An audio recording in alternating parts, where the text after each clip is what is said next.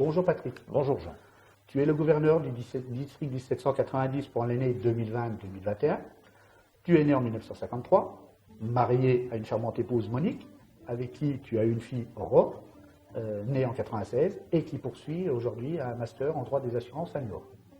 Tu as passé la grande majorité de ta carrière professionnelle dans l'armée de terre, pour lesquelles tu as eu plusieurs diplômes, et tu es aujourd'hui titulaire de l'Ordre national du mérite et de la Légion d'honneur. En 2006, après ta carrière dans l'armée, tu es rentré comme directeur au niveau des services sociaux des établissements Boussac pour les Vosges et la Haute-Savoie. En 2008, tu es rentré au Rotary, au club du Épinal-Limage. Tu es devenu secrétaire en 2009, secrétaire adjoint, et en 2010, secrétaire titulaire. Tu es devenu président du Rotary Épinal-Limage en 2011-2012. Ensuite, en 2013, adjoint gouverneur. Et en 2016, coordinateur des adjoints gouverneurs. Tu es PHF 5 Saphir, et tes principales passions sont le sport pour te détendre, la lecture, et tu es passionné par l'histoire et le patrimoine.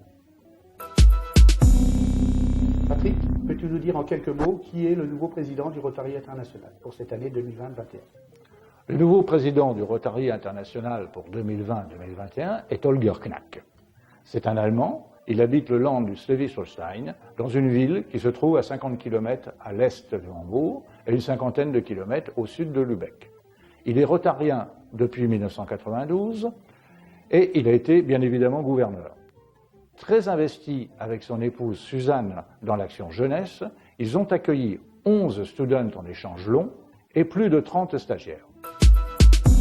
Maintenant, Patrick, peux-tu nous préciser quelles sont les orientations du président et du Rotary International pour cette année 2020-2021?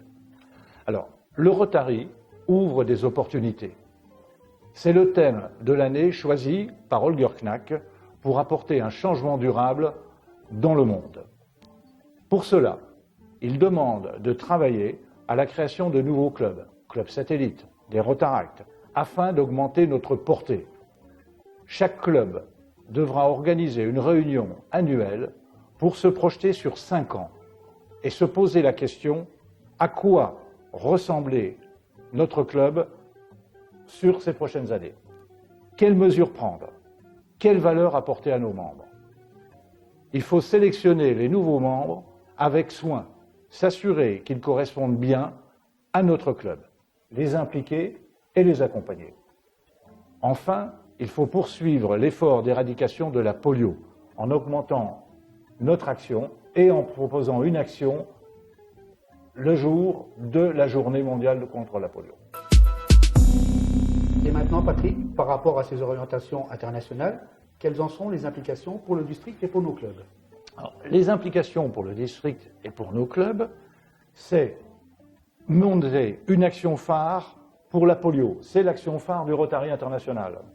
La lutte contre la polio. Nous proposerons au président de club d'organiser une action afin de financer un don pour cette action et pour honorer surtout la promesse faite aux jeunes d'éradiquer cette maladie.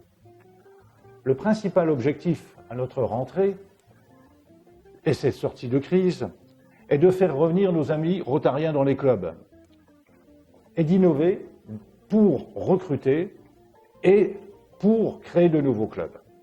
Comment? En proposant des projets et des actions dans le cadre du développement durable, projets ô combien attractifs et qui interpellent notre jeunesse.